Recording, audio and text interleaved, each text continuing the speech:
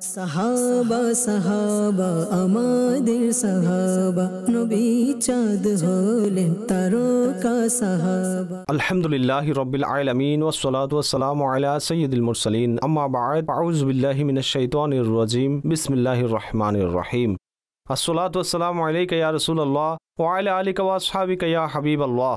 আসসালাতু ওয়াসসালামু আলাইকা ইয়া নবিয়াল্লাহ ওয়া আলা আলিকা ওয়া আসহাবিকা ইয়া নূরাল্লাহ। প্রিয় ইসলামী ভাইয়েরা এবং মাদানী চ্যানেলের দর্শক শ্রোতা, মাদানী চ্যানেলের অনুষ্ঠান উম্মতের তরি ও নক্ষত্র ধারাবাহিকভাবে আমরা সাহাবায়ে কিরামের আলোচনা করেছি, পবিত্র আহলে বায়াতের আলোচনা করেছি, উম্মাহাতুল মুমিনিনের আলোচনা করেছি। অতঃপর কারবালার ঘটনার রিজনস এবং কারবালার ঘটনা কেন সংঘটিত হয়েছে এর প্রাথমিক ঘটনাবলী বয়ান হয়েছে এবং আমরা ধারাবাহিকভাবে চলে এসেছি 10 মুহররমুল হারামের সেই দিনে, যে দিন এমন দুঃখজনক ঘটনা সংঘটিত হয়েছে যা আজও মুমিনদের অন্তরকে ব্যথিত করে। সারা বিশ্বের আশিকানে রসুল এবং আহলে বায়েত যখন এই ঘটনা পড়েন এবং শুনেন, তখন অন্তরে এক আশ্চর্যজনক অস্থিরতা সৃষ্টি হয়। 10 মুহররমের ঘটনাবলীর দিকে যাওয়ার পূর্বে এই কথাটি বলা প্রয়োজন মনে করছি।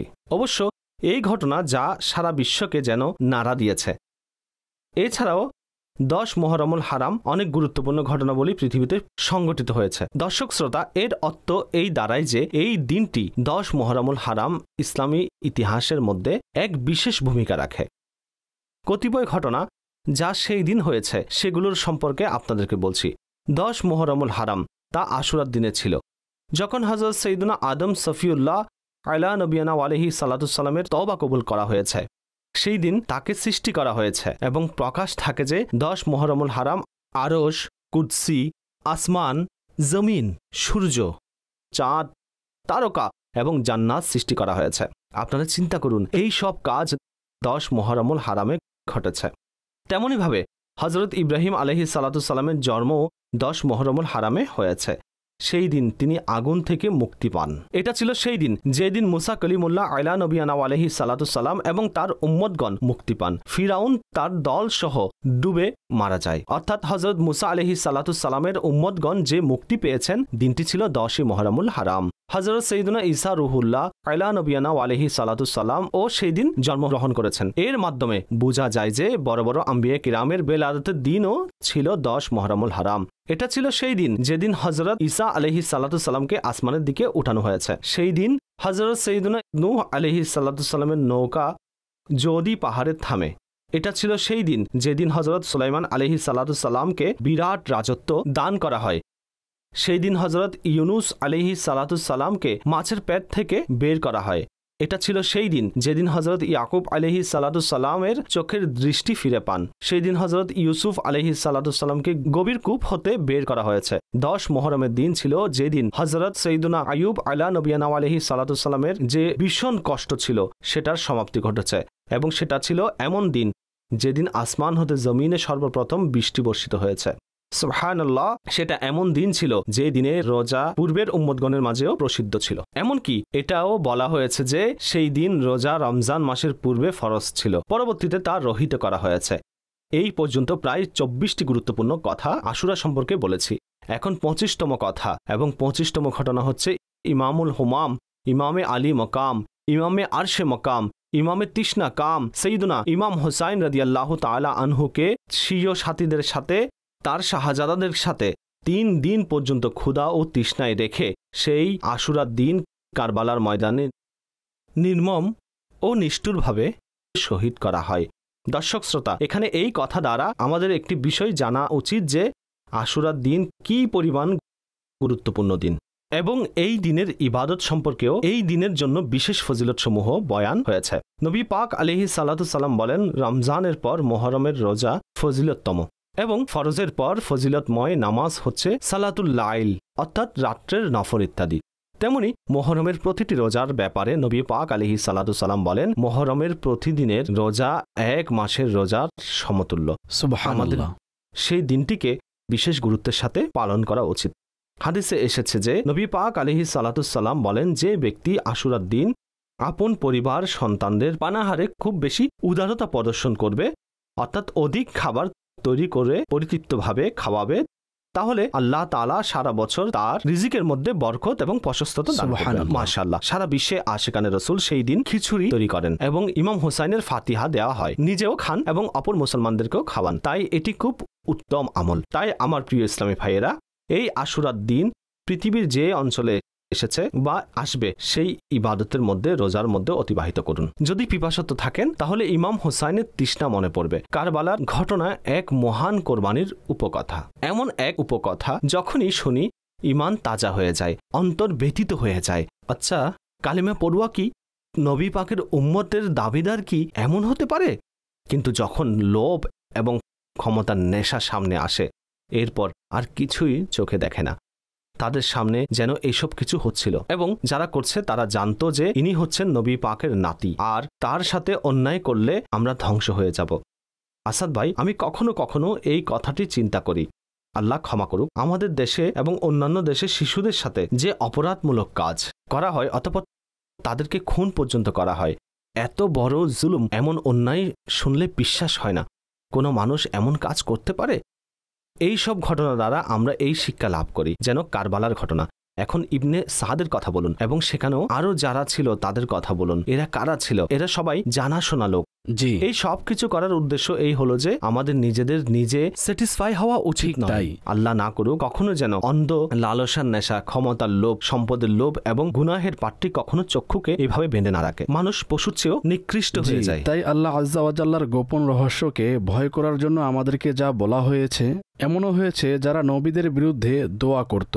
জি, বালাম বিন বাউরা, তার ঘটনাও খুবই আশ্চর্যজনক। নবীর বিরুদ্ধে দাঁড়িয়ে গেল, মুস্তাজাবুদ দাওয়াত, এবং নবীর সামনে এগেইনস্ট হয়ে গেল।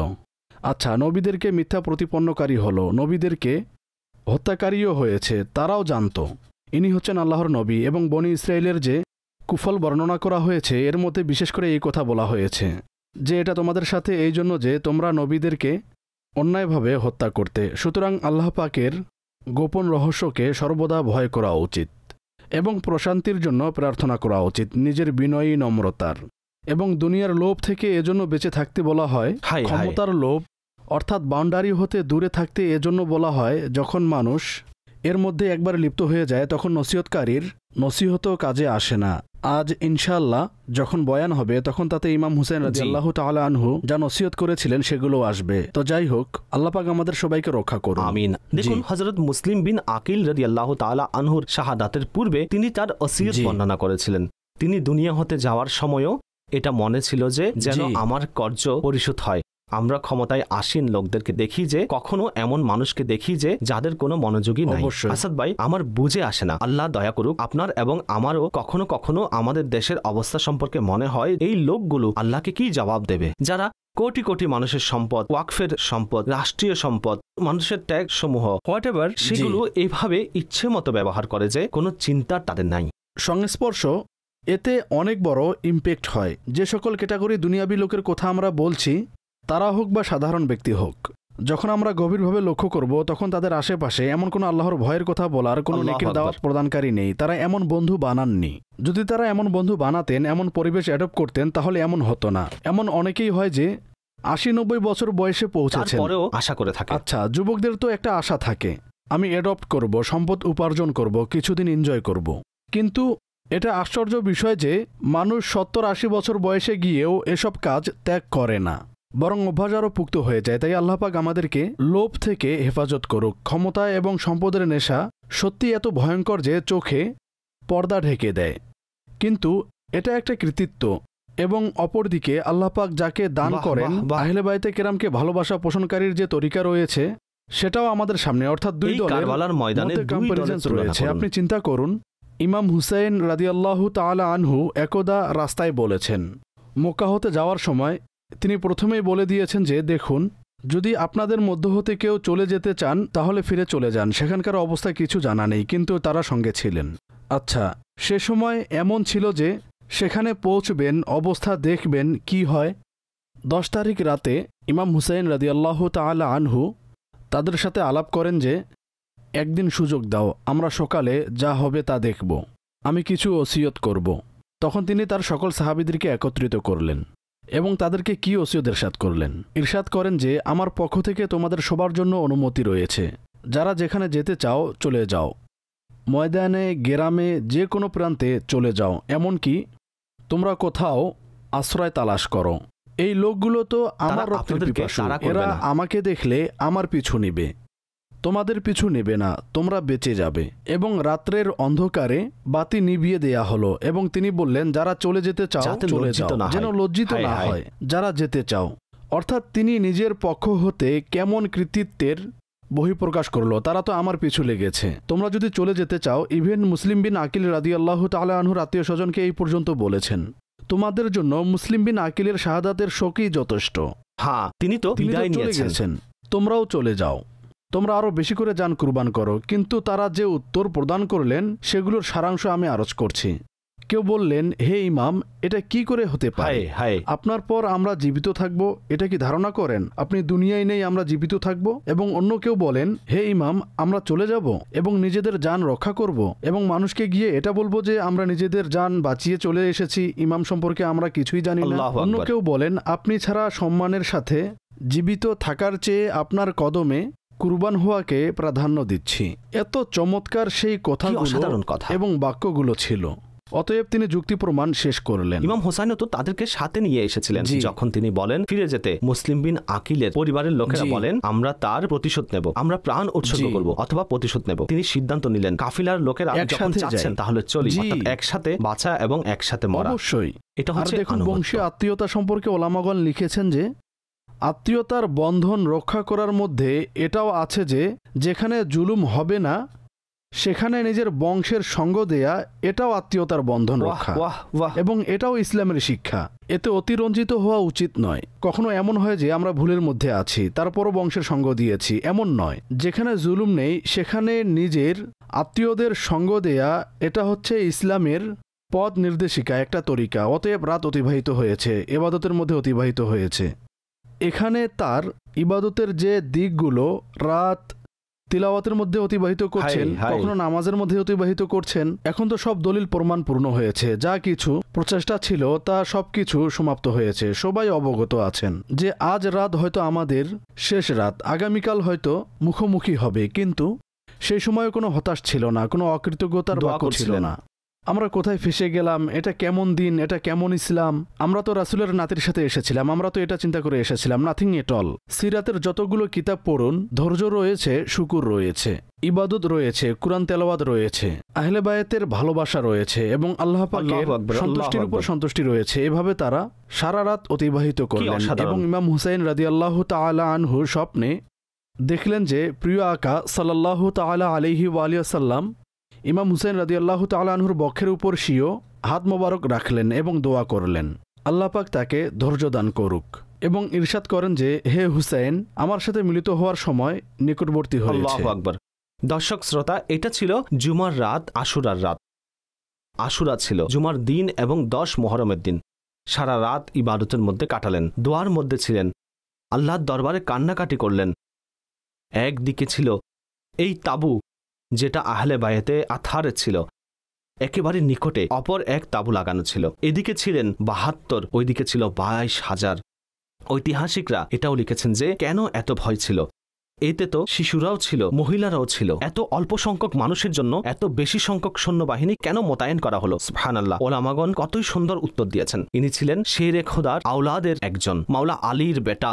ইনি ছিলেন জুলফিকার পরিচালনাকারী মহান ব্যক্তি এবং খাইবার বিজয়ীর রক্ত।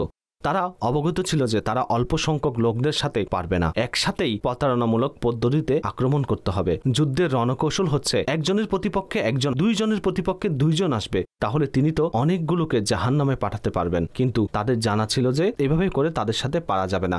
তারা ভীষণ ভয়ের মধ্যে ছিল। 22,000 সৈন্য, এবং সারা রাত তাদের আগ্রহ বাড়ানোর জন্য তাদেরকে আরো বেশি লোভ দেখানো হলো। সারা রাত বিনোদনের অনুষ্ঠান হয়, নাচ ও গান হয়, মদ্যপান করা হয় এবং সারা রাত বিনোদনের অনুষ্ঠান হয়, অশ্লীল কাজ হয়। এখানে একটু থেমে আমার ভিউয়ার্স এর সাথে একটি কথা বলতে চাই। আমরা সবাই এটা বলি যে আমরা হলাম পাঞ্জাতনের গোলাম। অবশ্য এই গোলামি হচ্ছে আমাদের ইমানের দাবি। আমরা ইমাম হোসাইনকে ভালোবাসি, আমরা কারবালাবাসীর গোলাম। কিন্তু প্রশ্ন হচ্ছে এই গোলামি কেবল আমরা মুখে দাবি করছি না তো? একটু ভাবুন, হুসাইনি দলের রাত অতিবাহিত করার তরিকা কেমন ছিল, তেলাওয়াত ছিল, নামাজ ছিল, ইয়াজিদি তরিকা কেমন ছিল, নাচ গান ছিল, শরাব ছিল, বিনোদনের অনুষ্ঠান ছিল। এখন আমরা সকলে নিজেকে প্রশ্ন করি, আমাদের রাত কিভাবে অতিবাহিত হয়? তিলাওয়াতের মধ্যে, নামাজের মধ্যে, দোয়ার মধ্যে, ঈশাও পড়ি এবং ফজরও পড়ি। কারবালা বাসীরা জুমার রাত্রে ঈশাও পড়েন এবং ফজরের নামাজ জামাত সহকারে আদায় করেন। আল্লাহ না করুক আমাদের অনুষ্ঠানগুলো, আমাদের রাতগুলো পাপ কাজে, আনন্দ উল্লাসে, মদ্যপানে, জুয়ার মধ্যে, অশ্লীলতার মধ্যে অতিবাহিত হচ্ছে। এমন তো নয় মুখে বলছি আমি ইমাম হোসাইন এবং পবিত্র পাঞ্জেতানের গোলাম, কারবালাবাসীকে ভালোবাসি এবং তরিকা হচ্ছে ইয়াজিদি। কিয়ামতের দিন ইমাম হোসাইনকে কিভাবে মুখ দেখাবো? একটু চেক করি কারবালার ঘটনা প্রতিটি ধাপে ধাপে আমাদেরকে কি কি শিক্ষা দিচ্ছে। ज़बां पर शिकवाए रंजो अलम लाया नहीं करते, नबी के नाम लेवा गम से घबराया नहीं करते। ইনার জানা ছিল যে এখন প্রাণ চলে যাওয়ার সময়, কিন্তু তারপরেও রাজি, আল্লাহর সন্তুষ্টির উপর রাজি। আমাদের উপর যদি সামান্য পেরেশানি চলে আসে, অভিযোগ করে থাকি আমি তো নামাজও পড়ি তবুও আমার ব্যবসা চলছে না, আমি তো রোজাও রাখি তবুও আমার রোগ ব্যাধি সারছে না, আমি তো আল্লাহর পথে ব্যয় করি তবুও আমার সমস্যা সমাধান হচ্ছে না, মনে রাখবেন এটা হচ্ছে পরীক্ষা, আমাদের মর্যাদা বৃদ্ধি করার জন্য, আমাদের গুনাহ ক্ষমা করার জন্য আসে। কিন্তু অধৈর্য হয়ে যা সওয়াব প্রাপ্তি ছিল সেটাও ধ্বংস করে থাকি। যখন সেই বান্দাটি বলেন তখন তার লজ্জা হয় না যে আমি গুনাহ করি নাই, তারপরেও আমার উপর বিপদ কেন আসলো? কারবালাবাসীর চেয়ে নেককার কে ছিল? ইমাম হোসাইনের কদমের ধুলির সমতুল্য আমরা নই। কত বিরাট পরীক্ষা ছিল, কিন্তু নানার সেই নাতি শিখিয়ে দিলেন ধৈর্য কাকে বলে। এমন কাহিনী লেখা হয়েছে কারবালার বালির উপর, বলেন কেউ লিখতে পারেনি। বালির উপর অদ্ভুত উদাহরণ। আপনি যা কাহিনী বর্ণনা করেছেন, ঘর লুণ্ঠিত হওয়া, প্রাণ দেওয়া, তা আপনার কাছ থেকে শেখা উচিত। এটা শেখা উচিত কিভাবে এসব কিছু লুণ্ঠিত হয়েছে, এবং নানার দিনকে সমুন্নত করে চলে গেলেন। অতঃপর দর্শক শ্রোতা, 10ই মুহররমুল হারাম, ফজরের সময় হয়েছে। কাফিলার লোকেরা পুনরায় নামাজ আদায় করেন। জুমার দিন ছিল। এখন তারপর ইমাম আলী মকাম একটি সংবাদ দিলেন, যেখানে তাঁবু আছে সেটার নিকটবর্তী গর্ত খনন করা হোক, সেখানে আগুন প্রজ্বলিত করা হোক। তাঁবুর মধ্যে রমণীগণও রয়েছে, শিশুরাও রয়েছে, যাতে তারা নিরাপদ থাকে। এভাবে গর্ত তৈরি করা হলো এবং খন্দকের মতো আগুন প্রজ্বলিত করা হলো। প্রকাশ থাকে যে 3 দিন হতে এই কাফিলার মানুষগুলো ক্ষুধা ও পিপাসার্ত ছিলেন। মানুষ যদি ক্ষুধার্ত থাকে এমনিতেই দুর্বল হয়ে যায়, কোনো প্রকারের প্রাণ নিয়ে বাঁচে। যুদ্ধ কিভাবে হতে পারে? তখন প্রথমে তারা এনার্জি লেভেল কমিয়ে দিল।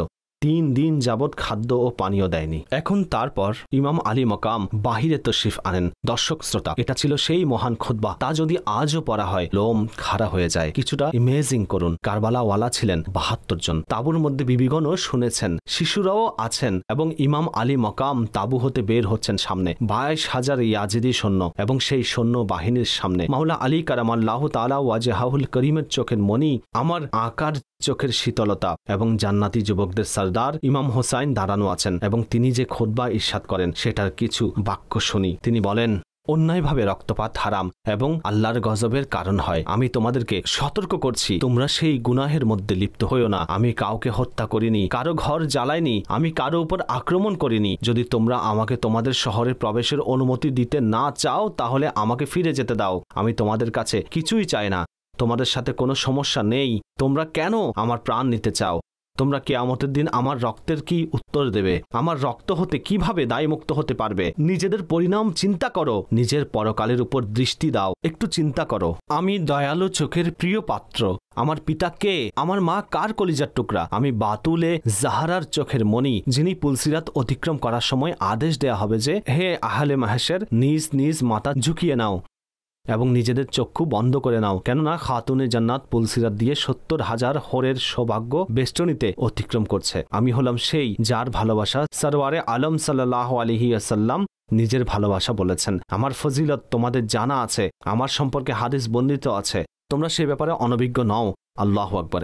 এমন ভাষণ হলে পাহাড়ের ন্যায় হৃদয়ও নাড়া দেয়। কিন্তু এটা কেমন জুলুম ছিল, এটা কেমন লোভ ছিল, তাদের হৃদয়ে কেমন শক্ত হয়ে গিয়েছিল। উত্তর আসলো যে, আমরা আপনার ফজিলত জানি। এই মুহূর্তে মাসালা এটা নয় যে আপনার ফজিলত কি, আপনি কাউকে যুদ্ধের ময়দানে পাঠিয়ে দিন এবং আলাপ শেষ করুন। এত রৌদ্র ভাষায়, এত কঠোরভাবে সেই মহান খুতবার উত্তর দেওয়া হয়েছে। হযরত ইমাম হোসাইন পুনরায় বলেন, আমি প্রমাণসমূহ শেষ করতে চাই যাতে যুদ্ধবিরত রাখার কোনো কৌশল আমার পক্ষ থেকে অবশিষ্ট না থাকে। যখন তোমরা বাধ্য করছো তাহলে বাধ্য হয়ে আমাকে তরবারি তুলতে হবে। এখনো কথাবার্তা চলছিল। এক হতভাগা ব্যক্তি আসলো, যার নাম ছিল মালিক ইবনে ওয়ারওয়া। সে দেখলো যে ইমাম আলী মকামের তাঁবুর চতুর্দিকে আগুন জ্বলছে। তার মধ্যে ছিল অহংকার, তার মধ্যে ছিল গর্ব। সে নিজের শক্তি নিয়ে বাহাদুরি করত। এরা তো আয়ত্তের মধ্যে আছে। সেই হতভাগা কি বলল? হে হোসাইন, তুমি ওখানকার আগুনের পূর্বে এখানে আগুন লাগিয়েছ। আস্তাগফিরুল্লাহ। তা কাকে বলা হচ্ছে? যিনি হচ্ছেন জান্নাতি যুবকদের সরদার। আল্লাহু আকবার। তখন হযরত ইমাম হোসাইনের অন্তরে ভীষণ আঘাত লাগলো। তার খুব খারাপ লাগলো। তিনি বলেন, হে হতভাগা, তোমার কি এই ধারণা যে আমি দোজখে যাব? তখন তার সঙ্গীরা বললেন, অনুমতি দিন, মাথা আলাদা করে দিই। তিনি বললেন, না, এই যুদ্ধ আমি প্রথম শুরু করতে চাই না। কোথাও যেন এমন চক্রান্ত না হয়। তরবারি প্রথমে এখান থেকে উঠেছে। কিন্তু তিনি আল্লাহর দরবারে হাত তুললেন এবং আরজ করলেন, হে আল্লাহ, জাহান্নামের আযাবের পূর্বে এই হতভাগাকে, এই বেয়াদবকে দুনিয়াতেও আগুনের আযাব অর্থাৎ দুনিয়ার আগুনের শাস্তি প্রদান করুন। এবং তাই হয়েছে। এখনো হাত উত্তোলন অবস্থায় ছিল। যে ঘোড়ায় সে বসেছিল, ঘোড়ার পা একটি গর্তে পড়ল। ঘোড়া হতে সে পড়ে গেল। ঘোড়ার পা দানির মধ্যে পা আটকে গেল। ঘোড়া দৌড়াতে লাগলো। লোকটিকে সে গর্তে নিক্ষেপ করলো এবং সে আগুনে পুড়ে শেষ হয়ে গেল। হযরত ইমাম হোসেন বলেন, হে আল্লাহ, তোমার শুকর, আহলে বায়াতে আতহারের সাথে দুর্ব্যবহারকারীকে শাস্তি দিয়েছ। আরেকজন বলল যে নবী পাকের সাথে আপনার সম্পর্ক কি? মাআযাল্লাহ, তারপরেও দুর্ব্যবহার। অথচ একজনের শাস্তি তারা নিজের চোখে দেখেছে। পুনরায় দোয়া করলেন, হে আল্লাহ, এই ব্যবহারকারীকে দ্রুত আযাবের মধ্যে বন্দী করো। যখন সে প্রকৃতির ডাকে সাড়া দিতে যায়, একটি বিচ্ছু তাকে ধ্বংসন করলো এবং সে হতভাগা নিজের নাপাকির মধ্যেই বিষের কারণে পড়ে মারা গেল। দ্বিতীয় দোয়ার প্রমাণ তারা দেখল। এখন তৃতীয়টি হচ্ছে, এক ব্যক্তি যার নাম মুজনি ইমামের সামনে এসে বলল, হে ইমাম, দেখো তো ফোরাত নদীতে কিভাবে ঢেউ খেলছে। সেখান থেকে কোনো পানি তুমি পাবে না। মাআযাল্লাহ, মাআযাল্লাহ, এক ফোঁটাও পাবে না। তুমি পিপাসার্ত অবস্থায় মারা যাবে। ইমাম আলী মকামকে বলা হচ্ছে। ইমাম হোসাইন কি বললেন? হে আল্লাহ, তাকে পিপাসা অবস্থায় মৃত্যু দাও। ঠিক তাই হলো। লোকটির ঘোড়া পালিয়ে গেল। লোকটি সেটার পেছনে দৌড়াতে লাগলো। সে যখন ধরার জন্য দৌড়ালো, তার কঠিন পিপাসা লাগলো যে সে আল আতাশ করে চিৎকার করতে লাগলো। তার মুখে যখন পানি দেওয়া হতো তখন কোনো ফোঁটাও ভিতরে যেত না। সে সবার সামনে কঠিন পিপাসার্ত অবস্থায় মারা গেল।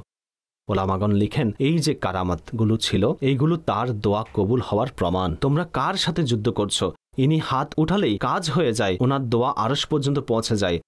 তোমরা ধ্বংস হয়ে যাবে, তোমরা মারা যাবে। কিন্তু দর্শক শ্রোতা, আমি এটা বোঝাতে চাচ্ছি যে হয়তো আপনাদের মনে হচ্ছে যে এটা কেমন অন্তরের পর্দা ছিল। জনাব, এমনটি হয়ে যায়। আজও আমরা দেখি যে মানুষ এমন এমন গুনাহ করে যেগুলোর ব্যাপারে যখন জানা যায় তখন লোকেরা বলেন এগুলো পশুর কাজ। কিন্তু কিছুক্ষণের জন্য শয়তান তার অন্তরকে আয়ত্তে নিয়েছে। Please try to understand. আল্লাহর কাছে আশ্রয় চাইতে থাকুন। হে আল্লাহ, আমাদের অন্তরসমূহকে স্থায়ী রাখো, নবী পাকের দ্বীনের উপর অটল রাখো। এমন অনুষ্ঠান থেকে নিজেকে বাঁচান। মানুষ এত লেভেলে চলে আসে, মানুষ সেই অশ্লীলতা ও অসৎ কাজে এভাবে হারিয়ে যায়, তার কোনো অনুভূতি থাকে না। আপন মা, বোন, সন্তান, আপনাদেরকে কি বলবো তা সবার জানা উচিত। যা আমাদের সমাজে হচ্ছে, এখানে দলিল প্রমাণ সমাপ্তি ঘটল এবং বলা হলো যে কাউকে মোকাবেলার জন্য পাঠান। কিন্তু দর্শক শ্রোতা, সেখানে অদ্ভুত কারবালার আশ্চর্য ঘটনা বলি।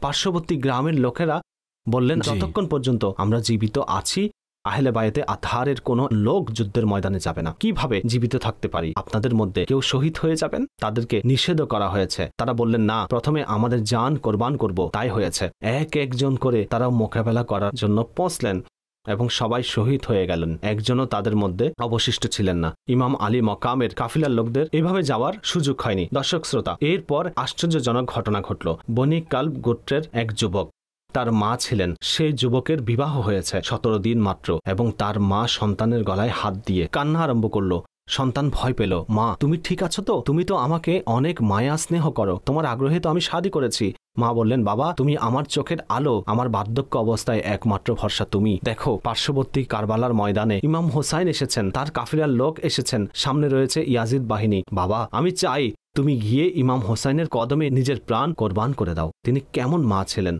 মাকে বললেন, মা, আমি আপনার কথা মানতে সম্পূর্ণ প্রস্তুত আছি, কিন্তু 17 দিন পূর্বে যে বিবি ঘরে এনেছি তার সাথে একটু কথা বলি। আল্লাহু আকবার। মা বলেন, বাবা, মেয়েদের বুদ্ধি কম হয়, তোমার স্ত্রীর সাথে কথা বলো, হয়তো সে কান্না আরম্ভ করবে এবং তোমাকে এই ইচ্ছা থেকে তুমি যেন বিভ্রান্ত না হও। বললেন, মা, আমার যখন মানসিকতা তৈরি হয়েছে তখন আমাকে কেউ নাড়তে পারবে না।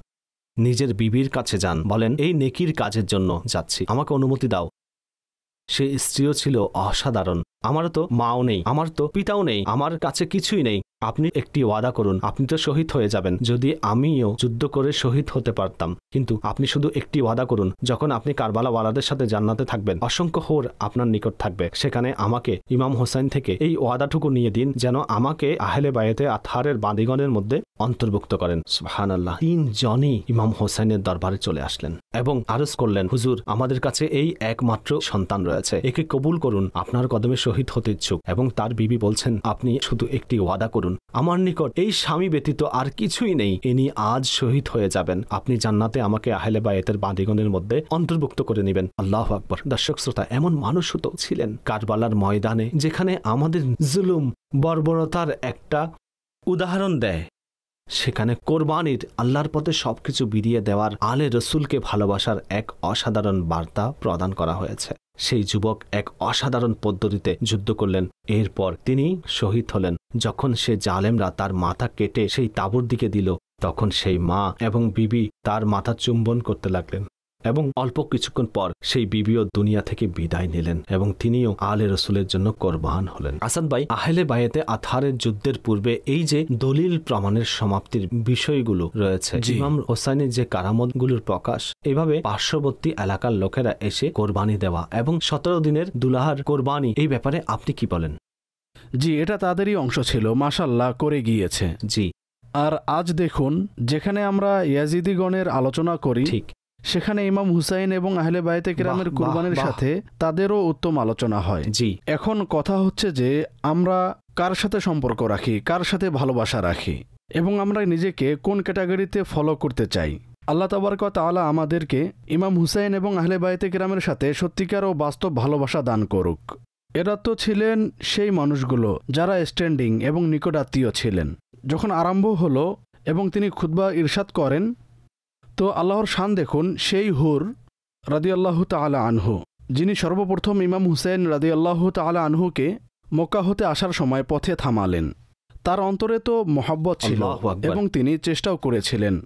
তার উপর এমন অবস্থা অভিভূত হলো যে তার ব্যাপারে বর্ণিত আছে যে তার অবস্থা অদ্ভুত ধরনের হয়ে গেল, অসাধারণ। এবং তার কিতাবে যে বাক্য উল্লেখ রয়েছে, তার চেহারা হলুদ বর্ণ হয়ে গেছে, তার অন্তর প্রকম্পিত হচ্ছিল। তার ভাই মুসআব বিন ইয়াজিদ তা দেখে জিজ্ঞাসা করল, আপনি তো অনেক বড় বীর বাহাদুর, প্রথম আক্রমণ তো আপনার নয়, কিন্তু আপনাকে দেখছি আপনার সাথে এটা কি হচ্ছে? তিনি কি বললেন? বাক্যটি শুনুন, হে ভাই, এটা তো মুস্তাফা সাল্লাল্লাহু আলাইহি ওয়াসাল্লামের আওলাদের সাথে যুদ্ধ, নিজের পরকালের সাথে যুদ্ধ। আমি জান্নাত ও জাহান্নামের মাঝখানে দাঁড়ানো আছি, দুনিয়া সর্বশক্তি দিয়ে আমাকে জাহান্নামের দিকে টানছে এবং আমার অন্তর এর ভয়ে কাঁপছে। ওই দিকে ইমাম হোসাইন আওয়াজ দিলেন যে, আমাদের পক্ষে কে আছো দুশমনের মুখোমুখি দাঁড়ানোর জন্য? এই কথা শোনা মাত্র হযরত হোর যেন পায়ের শিকল কেটে এবং তিনি দৌড়াতে ইমাম হোসাইনের দরবারে উপস্থিত হলেন। এটাই ছিল তার সিদ্ধান্ত। দেখুন, আজ হোরের সাথে রাদিয়াল্লাহু তাআলা আনহু যোগ করি এবং ইয়াজিদ ও তার বাহিনীর সাথে নাপাক যুক্ত করি, অর্থাৎ বাতিল হতে বের হয়ে হকের দিকে আসা, এটা একটা ডিসিশন হয়। এক মুহূর্তে হয়। আমাদের জীবনে অনেক বিরাট মুহূর্ত ছিল, সেটার কম্পারিজন কিয়ামত পর্যন্ত কি প্রকাশিত হতে পারে, কিন্তু আমাদের লেভেলের উপর, আমাদের পার্সোনালিটি অনুযায়ী বহুবার এমন হয় যে আপনি কার উপর হাত রাখতেছেন, আচ্ছা, তা প্রকাশ হয়ে যায়। আল্লাহ পাক হিদায়েতমূলক আমাদের অন্তরে সেই নূর রাখেন, আমাদের সামনে দলিল প্রমাণ আল্লাহর কুদরতের সমাপ্তি ঘটান। এমন নয় যে যদি আমরা কখনো মিস্টেক করি, কোনো সময় দুর্ঘটনা তো ঘটে, কিন্তু আমাদের সেটার অনুভব হয়। এর জন্য তো পুরস্কার ও শাস্তি রয়েছে। আল্লাহ তাবারক ওয়া তাআলা আমাদেরকে নূর এবং অন্ধকারে, সত্য ও মিথ্যার মধ্যে পার্থক্য বুঝালেন। এখন এটা ডিপেন্ড করে, এর থেকে এটাও মেসেজ যে যখন আমরা এই ঘটনা পড়ি, এটা হচ্ছে 60 কিংবা 61 হিজরির ঘটনা এবং বহু শতাব্দী অতিবাহিত হয়েছে। সেই সময় যারা ইমাম হুসাইনের সঙ্গ দিয়েছিলেন, আজ তাদেরও বহু শতাব্দী হয়েছে, এবং যারা এজিদের সঙ্গ দিয়েছিল তাদেরও বহু শতাব্দী, সেই সময়টা অতিবাহিত হয়েছে। জিন্দেগির আজ থেকে কয়েক বছর পর, কয়েক যুগ বা কয়েক শতাব্দী পর আমাদের মধ্যে কেউ থাকবে না। তাই যেভাবে আমরা তাদের ব্যাপারে চিন্তা করছি, সেভাবে আমাদের ব্যাপারেও চিন্তা করি। আগামী সময়গুলোতে আমরাও ফাস্ট হয়ে যাব। তো এই পরিবেশের মধ্যে, এই প্রেজেন্টসের মধ্যে আমরা যদি সত্যর সঙ্গ দেই, আমরা দিনের উপর হাত রাখি এবং আল্লাহ তাবারক ওয়া তাআলার সন্তুষ্টিমূলক কাজে হাত রাখি, তাহলে ইনশাল্লাহ আমরাও তাদের সদকায় সেই সফলতা লাভ করতে পারবো। তাই কখনো যদি কম্পারিজন চলে আসে দিন এবং দুনিয়া, এটা হাদিসে বয়ান করা হয়েছে। তার সারমর্ম হচ্ছে এই যে দিনের উপর হাত রাখে, দিনের প্রতি আগ্রহ রাখে, দুনিয়াবি কিছু ক্ষতি তার হয়, এবং যে দুনিয়ার উপর হাত রাখে তার দিনের ক্ষতি হয়। এটা আমাদের বোঝার জন্য এসব বিষয় আমাদের সামনে এক্সপ্লেন করা হয়েছে। এখন আমার উপরে ডিপেন্ড করে যে আমি কার উপর হাত রাখতেছি। বড়ই অসাধারণ ব্যক্তিত্ব। দর্শক শ্রোতা, এটি খুবই অসাধারণ ঘটনা। একটা প্রসিদ্ধ কবিতা রয়েছে, এই স্লোগানটি ছিল হোরের, যখন সৈন্যরা সিরিয়া ত্যাগ করে, দেখো আল্লাহওয়ালারা জাহান্নাম থেকে বেরিয়ে আসে। দর্শক শ্রোতা, এখানে খুবই চমৎকার বিষয়, হযরত হোরের অবস্থা লক্ষ্য করুন। একদিকে লোভ, ক্ষমতা, টাকা রয়েছে, অপরদিকে জান্নাত রয়েছে। আমাদের সাথেও এমন হয়, হতে পারে এখন এমন কোনো ভাই শুনছেন যিনি চিন্তা করছেন, আমি তো সুদের লেনদেন করছি, তা ছেড়ে দেব, কিন্তু ব্যবসার কি হবে, টাকা কমে যাবে, ফ্যামিলির কি হবে, তাই অসৎ কাজ করছি, তা আমি ছেড়ে দেব, আমি অশ্লীলতা ও খারাপ কাজ করছি, তা ছেড়ে দেব, ত্যাগ করার চিন্তাও করি কিন্তু সাহস হয় না, পুনরায় সেই গুনাহে পড়ে যায়, ঠিক আছে কিছুদিন পর করব, কিছুকাল পর করব, এইভাবে তওবার উদাসীনতা।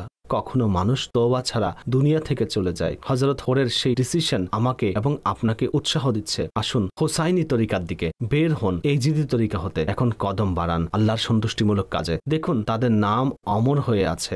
ইনিই ছিলেন সেই ব্যক্তি যিনি ইমাম হোসাইনকে আটকিয়েছিলেন, কিন্তু তিনি যে পাল্টা খেলেন তার সেই স্টেপের কারণে কেবল হযরত হোর নন, তার ভাইও চলে আসেন। তার ভাই যখন দেখলেন যে জান্নাতের দিকে চলে গেছেন, তখন তিনিও দৌড়ে চলে আসলেন এবং তিনিও স্বীয় জান ইমাম হোসেনের কদমে কোরবান করে দিলেন। একের পর এক আহলে বায়াতে আথারের সন্তান আসতে থাকেন এবং অসাধারণ পদ্ধতিতে লড়াই করতে থাকেন। এক ব্যক্তি কয়েকজন ইয়াজিদিকে ফেলে দিলেন। পরিশেষে সেখান থেকে ঘোষণা হলো ইবনে সাদের পক্ষ থেকে একজন করে মোকাবেলা হবে না, একই সাথে 100-200 সকলেই ঝাঁপিয়ে পড়ো। এইভাবে তারা লোকগুলোকে শহীদ করতে থাকে। পিপাসা বাড়তে লাগলো।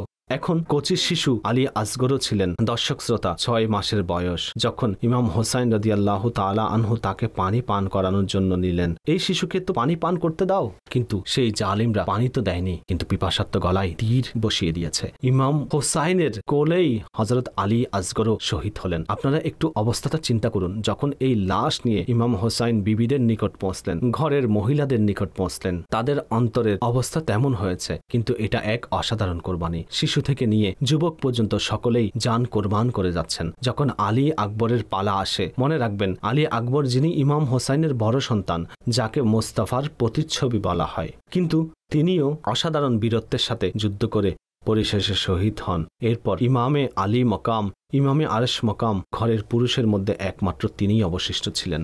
অতঃপর সেই সময় আসলো যখন তিনিও ঘোড়ায় চড়ে তরবারি নিয়ে সেই ময়দানে যান এবং খুব দীর্ঘ কাহিনী, একের পর এক অনেকগুলো ইয়াজিদিদের মাথা উড়িয়ে দিলেন, তাদের শক্তির বাঁধ ভেঙে দিলেন, জাহান্নামে পাঠিয়ে দিলেন। পরিশেষে তারা যখন ক্লান্ত হয়ে পড়ল, কোনোভাবে শেরে খোদার এই সন্তানকে, যার রগের মধ্যে শেরে খোদার রক্ত প্রবাহিত হচ্ছে, তাকে কাবু করতে পারছে না। অতঃপর সেই জালিমরা প্রতারণার সাথে তীরও মারল, বর্ষাও মারল এবং পরিশেষে ইমাম হোসাইন রাদিয়াল্লাহু তাআলা আনহুকেও শহীদ করে দিলেন। এরপর মনে করুন বড়ই অসহায় অবস্থায় যে কাফিলা ছিল, তাদের সাথে দুর্ব্যবহার করা হলো। ইমাম হোসাইন রাদিয়াল্লাহু তাআলা আনহুর মাথা মোবারককেও কেটে দেওয়া হলো। এত বড় ঘটনা ঘটে গেল, পরিবারের লাশগুলো বিক্ষিপ্তভাবে পড়ে রইল, কিন্তু সেই বিবিগণ যারা তাঁবুর মধ্যে ছিলেন তাদের পর্দার কোনো ডিস্টার্ব হয়নি। সেই অবস্থায়ও তারা পর্দা সহকারে ছিলেন। তারা এমন কোনো বিলাপ করেননি যা নাজায়েজ কান্নাকাটি, নাজায়েজ কোনো অভিযোগ আল্লাহর দরবারে করেননি, যা অন্য কারো মৃত্যুতে করা হয়। তাই এই কথা মনে রাখবেন, ঘরে যদি কারো মৃত্যু হয় তখন মহিলারা কখনো এমন কথাবার্তা বলবেন না যা কুফরি বাক্য পর্যন্ত পৌঁছে যায়। তাই আমাদেরকে সেই সময় পর্দা থাকতে হবে, ধৈর্যের আঁচল ধরে রাখতে হবে। সুবহানাল্লাহ, এই একটি কারবালার ঘটনা এমন মনে হচ্ছে যে ফ্যামিলির প্রতিটি মেম্বারের জন্য একটি অসাধারণ মেসেজ নিয়ে এসেছেন। এবং শুনুন, মাতা মুবারক যখন বর্ষায় তোলা হলো, সে জালিমদের দুর্ব্যবহার এখনো শেষ হয়নি, তাদের অত্যাচার কমেনি, জুলুম করা আরো বাকি ছিল। ইমামে আলী মকামের সেই চেহারা, যাকে নবী পাক চুম্বন করতেন, যাকে নবী পাক ঘ্রাণ নিতেন, সেই জালিমরা মাথা মুবারককে শরীর মুবারক থেকে আলাদাও করলো, অতঃপর বর্ষায় তুললেন। কিন্তু সেই পবিত্র মাথার কারামত দেখুন, ইমাম হোসাইন সেই অবস্থায়ও তেলাওয়াত করছিলেন, তার ঠোঁট মুবারক নড়ছিল এবং বর্ষার উপর মাথা মুবারক তেলাওয়াত করছিল। কবি লিখেন, ইবাদত হলে এমনই হোক, তিলাওয়াত হলে এমনই হোক, হোসাইনের মাতা বর্ষার উপর থেকে কোরআন শোনাচ্ছে। আল্লাহু আকবার। কারবালার এই ঘটনা আমাকে এবং আপনাদেরকে শিক্ষা দিচ্ছে যে আমার ইমাম তো বর্ষার উপরে তিলাওয়াত করেন। আজ ইমাম হোসেনের প্রেমিক দাবিদার যারা কোরআন পড়তেই জানে না, প্লিজ মেসেজ গ্রহণ করুন, বার্তা নিন। কারবালার এই ঘটনা হতে কোরআনের দিকে আসুন। আজ এটাও নিয়ত করি, ইনশাআল্লাহ আমরা যথাযথভাবে কোরআন পড়ব, শিখব এবং অপরজনকে শিক্ষা দেব। আপনার আমার দাওয়াত ইসলামী আমাদের এই সকল কাজ হোসাইনি তরিকার উপর চলা সহজ করে দিচ্ছে। যদি আপনি কোরআন শিখতে চান, সেটা নিয়ম বিদ্যমান আছে। অনলাইনে কোরআন শিখতে পারেন, অনেকগুলো মাদ্রাসা বিদ্যমান আছে। আপনি যদি নামাজ পড়া শিখতে চান, দাওয়াত ইসলামীর পরিবেশে আসুন। মাশাআল্লাহ, নামাজের কোর্সসমূহ বিদ্যমান আছে। এই পরিবেশে এসে হোসাইনি তরিকার উপর চলা সহজ হয়ে যায়। রাব্বে করিমের নিকট দোয়া করছি, এই মহান কোরবানির সদকায় আমাদের সবাইকে ক্ষমা করুক, আমাদের সবাইকে, আমাদেরকেও আল্লাহর পথে কোরবানির শিক্ষা নসিব করুক, হোসাইনি তরিকায় জীবন অতিবাহিত করার তৌফিক দান করুক। ইনশাআল্লাহ আমাদের পরবর্তী অনুষ্ঠান হবে যেখানে আমরা কারবালার পরবর্তী ঘটনাবলী নিয়ে ডিসকাস করব।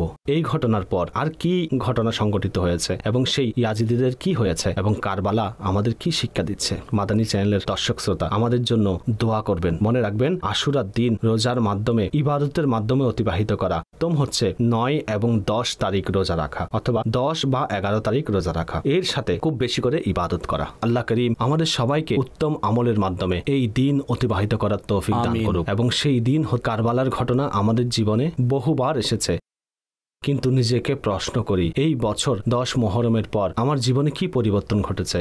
ইমাম হোসাইনকে স্মরণ তো করেছি, কারবালার ঘটনা তো শুনেছি, আমার সেই অভ্যাস, আমার সেই গুনাহের অভ্যাস আল্লাহ না করুক, আল্লাহ না করুক ইয়াজিদি তরিকার উপর আমল। এই বাক্যটি কঠোর মনে হচ্ছে, ইয়াজিদি তরিকা আল্লাহ করুক যেন আমরা আমলকারী হয়ে যাই। আল্লাহ পাক আমাদের সবাইকে আমল করার তৌফিক দান করুক। সাল্লু আলাল হাবিব সাল্লাল্লাহু তাআলা আলা মুহাম্মদ সাল্লাল্লাহু আলাইহি ওয়াসাল্লাম। সাহাবা সাহাবা আমাদের সাহাবা, নবী চাঁদ হলেন তারকা সাহাবা।